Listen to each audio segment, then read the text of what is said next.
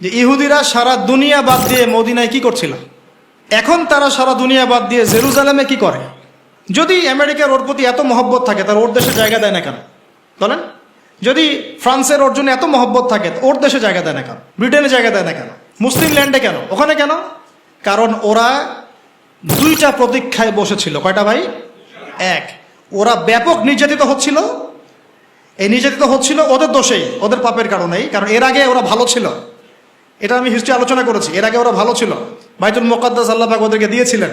যখনই ফাসাদ করেছে আল্লাহ বের করে দিয়েছে, আবার ফাসাদ আবার বের করে দিয়েছে। এই করতে করতে শেষে গিয়ে ওরা দুইটা সুযোগ খালি বাকি ছিল। এক, ওদের একজন মাসিহ আসবে, যেই মাসিহ আসলে তারা আবারও সেই রুলিং স্টেট হবে। সেই মাসিহকে আল্লাহ পাঠালেন, ঈসা আলাইহিস সালাম। তাকে তারা হত্যার চেষ্টা করলো। বলেছি ওরা নবীদেরকে হত্যা করা জাতি। আল্লাহ পাক ক্ষুব্ধ হলেন, ওদের উপর আবার গজব দিয়ে দিলেন। আরেকটা চান্স বাকি ছিল। এই চান্সটা হচ্ছে তাদের তাওরাতে আছে শেষ নবী একজন আসবেন, যার নাম হবে আহমদ।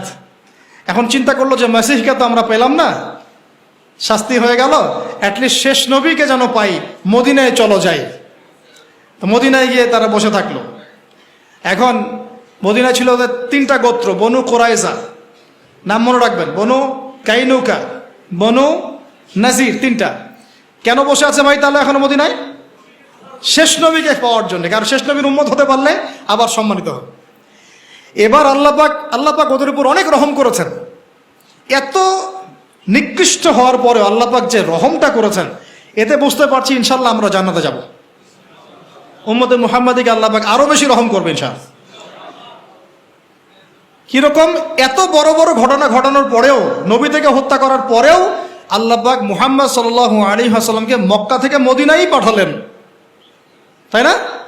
ওখানে ইহুদিরা ছিল, সেই ইহুদিরা অপেক্ষায় বসেছিল শেষ নবী। একটু বসেন, আমি শেষ করে দিচ্ছি প্লিজ, 10 মিনিট। শেষ নবী আছে ওখানে, আমরা যদি তার উম্মত হতে পারি, বায়াত নিতে পারি, তাহলে আমরা ধন্য হব। আল্লাহর নবী তাদের দরজা পর্যন্ত গেলেন। শুধু তাই না, তাদের কেবলার দিকে মুখ ফিরিয়ে 16-17 মাস নামাজও পড়লেন, তাই না? তাদের সাথে মদিনা সনদ হলো। তারা চিনলো। কিভাবে চিনলো? সূরা বাকারায় আছে, ইয়ারিফুনাহু কামা ইয়ারিফুনা আবনাআহুম। তারা নিঃসন্দেহে তাকে চিনে। তাকে বলতে আমাদের নবী সাল্লাল্লাহু আলাইহি ওয়াসাল্লামকে চিনে, ঠিক যেমন করে তারা তাদের সন্তানদেরকে চিনে। কেউ কি সন্তানকে চিনতে ভুল করে? তাহলে চেনার পরেও কেন ঈমান আনলো না? হঠকারিতা, হিংসা, আগের উদ্ধত আচরণ, আগের খাসলত। এবং আল্লাহ নবী আসছেন বনু ইসমাইল থেকে, আর ওরা হচ্ছে বনু ইসরাইল। এখানে সমস্যা, এই সমস্যার কারণ। 17 মাস সময় ছিল, ব্যাস বন্ধ হয়ে গেল, দরজা বন্ধ হয়ে গেল। এখন আল্লাহ পাক বললেন, তোমরা এখন কেবলা পরিবর্তন করে নাও, ওইদিকে আর মুখ করে নামাজ পড়তে হবে না। কেবলাও পরিবর্তন হয়ে গেল, মানে ইহুদি খ্রিস্টান সবার সাথে আমাদের একটা বিচ্ছিন্নতা হয়।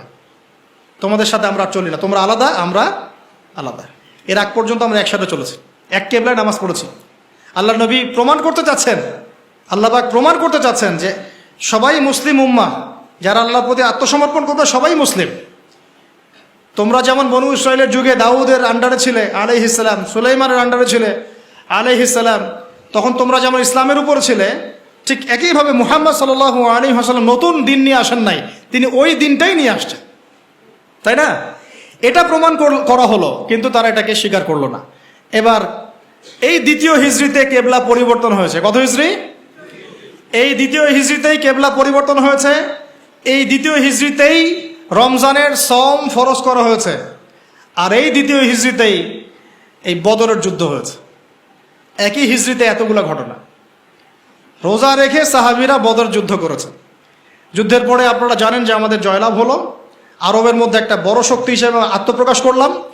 এবং ইহুদিরা এখন মুশরিকদের সাথে একত্রিত হয়ে, এখন যেমন তারা সারা বিশ্বের অ্যালায়েন্স গঠন করে মুসলিমদের বিরুদ্ধে চলে গেছে না, ওই সময় তারা অন্যান্য মুশরিক, বেদুইন, অন্যান্য যারা ছিল শত্রু নাসারা, এদের সাথে একত্রিত হয়ে ইসলামের এগেইনস্টে তারা অপতৎপরতা চালাতে লাগলো। একে একে যুদ্ধ হতে লাগলো। বনু নাজির, বনু কাইনুকা, বনু কুরাইজা, খায়বার। আল্লাহ নবীর জীবদ্দশায় মদিনার এই 8 থেকে 9 বছরেই ইহুদিদের সাথে 4টা যুদ্ধ হয়েছে। কয়টা? আমি বলে নেই, যখন নবীজি যুদ্ধ করছেন তখন তার বয়স 57, তার বয়স 56, তার বয়স 58, তার বয়স 60। এই বয়সেও নবী সাল্লাল্লাহু আলাইহি ওয়াসাল্লাম তাদের বিরুদ্ধে যুদ্ধ করে অস্ত্র দিয়ে যুদ্ধ করলেন এবং তাদেরকে এখান থেকে বের করে দেয়া হলো। প্রত্যেকটা বার যুদ্ধ হয়েছে এ কারণেই যে তারা আমাদের সাথে গাদ্দারি করেছে, ঠিক যেটা এখন করে যাচ্ছে। সর্বশেষ আমাদের নবী সাল্লাল্লাহু আলাইহি ওয়াসাল্লাম ইন্তেকাল করার আগে, জাস্ট ইন্তেকালের কয়েকদিন আগে নবীজি বলে যাচ্ছেন শেষ কথাগুলো, তোমরা শোনো হে আমার উম্মত, আমার কবরকে উপাসনার জায়গা বানাবে না, রাষ্ট্রদূতদেরকে সম্মান করবে, সলাতের ব্যাপারে যত্নবান থাকবে, তোমাদের অধীনস্থদের ব্যাপারে যত্নবান থাকবে, আরব উপদ্বীপ থেকে ইহুদিদেরকে বের করে দেবে।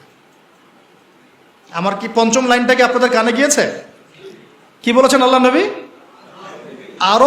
আরব উপদ্বীপ থেকে এদেরকে। তা আমাদের নবী রহমাতুল্লিল আলামিন নন? পুরো বিশ্ববাসীর জন্য রহমত না? তিনি যখন বলতে পারলেন এই কথা, তার মানে বুঝতে হবে এই ইসলামের সবচেয়ে বড় শত্রু কিনা, তার দ্বারা আমাদের কোনো কল্যাণ হতে পারে। এরপর এই ওসিয়তটা বাস্তবায়ন করেছেন উমর রাদিয়াল্লাহু আনহু। একটা একটা করে ধরে বের করে দিন, যা বেরো এখান থেকে। আমার নবী বলে গেছেন এই কথা, আমার নবী বলে গেছেন এই ওসিয়ত করতে, আমরা না করে যাই কিভাবে? এখন সেই ইহুদিদের সাথে আমরা মিত্রতা করেছি, তাদের আন্ডারে আমরা আছি, ওদের সাথে লেনদেন, ওদের সাথে বন্ধুত্ব, ওদেরকে স্বীকৃতি দেওয়া, সম্পর্ক স্বাভাবিক করার চেষ্টা করা, কত কি নাটক চলতেছে এখন। ওই জন্য পিটাচ্ছে, আমাদের ভাইদেরকে পিটাচ্ছে, আমরা এতে আনন্দিত না, কিন্তু আমাদের ভাইরা মার খাচ্ছে এই গাদ্দারদের কারণেই।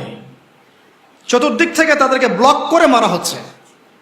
যদি এমন হতো যে আরব প্রতিবেশী রাষ্ট্রগুলো তাদের সহানুভূতি দেখাতো বা শক্তি প্রদর্শন করত, ঐক্যবদ্ধ হয়ে একটা আওয়াজ তুলতো, ওরা কি এভাবে হত্যা করতে পারতো? এদেরকে আগে বশ করে নিয়ে পুরা দরজা বন্ধ করে পিটানো শুরু করেছে। আগে মসজিদে সবাইকে ঢুকিয়েছে, মনে করেন, ঢুকিয়ে দরজা বন্ধ করে আগুন লাগাই দিয়েছে।